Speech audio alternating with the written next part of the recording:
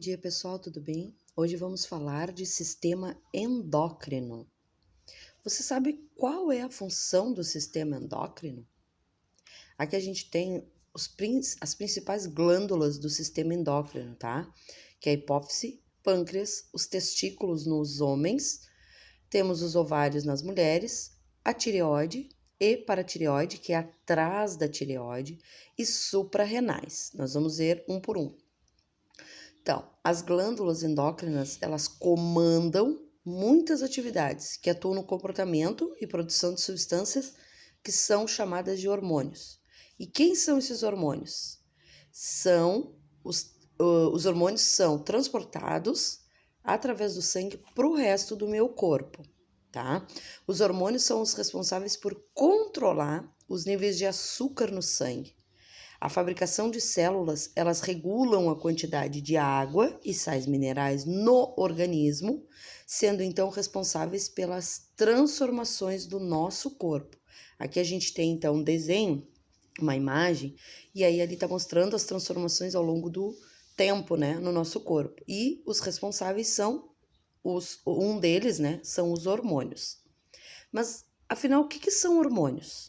São substâncias que são produzidas pelas glândulas endócrinas e transportadas pelo sangue para diversas partes do corpo. E eles têm a função de coordenação e ajudar no comportamento das pessoas. Tá, mas o que é glândulas exócrinas e endócrinas? As endócrinas, elas produzem hormônios que são lançados no sangue. Então, passa aí pela corrente sanguínea e são lançados no sangue, endócrinas. E as exócrinas são aquelas que produzem as secreções, tá? Aquelas que são liberadas através dos dutos, dos canais, como o suor, como a lágrima, como o leite materno.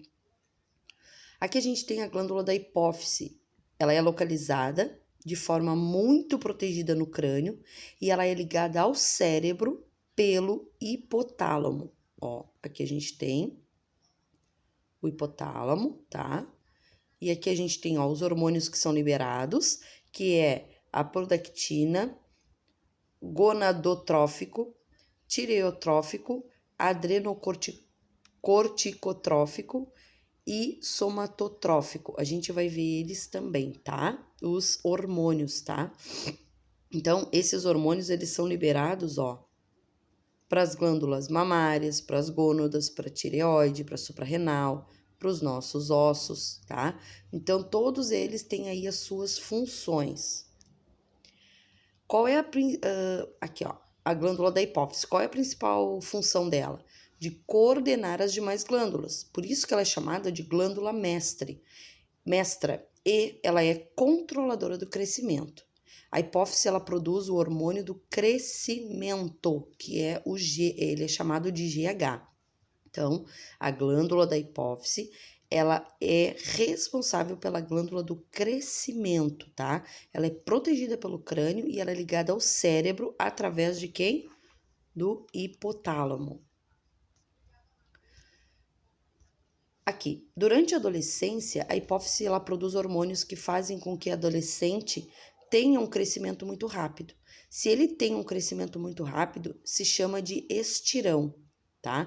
Então, a criança, ela precisa crescer aos poucos, né, desenvolvendo-se de acordo com as suas idades, porque ela tem o hormônio do crescimento. Mas, se ela tem um crescimento muito rápido, esse crescimento é chamado de estirão, tá bem? E muitas vezes ele chega a doer, às vezes as pernas, os braços, porque ele tá tendo um crescimento muito rápido, fora do comum, do padrão, tá? Na verdade, né, gente, padrão, não diríamos que seja um padrão, né? O crescimento ao longo dos anos aí, que a criança tem aí uma tabelinha, uma escala, de acordo mais ou menos que a criança vai se desenvolvendo, tá bem? Depois, nós temos aqui a hipófise separada em duas partes, que é a adenohipófise. Ela produz vários hormônios, que inclusive são os reguladores que regulam outras glândulas. tá? É a que produz os hormônios do crescimento, e a neurohipófise é aquela que produz a ocitocina, que atua no parto e no aleitamento.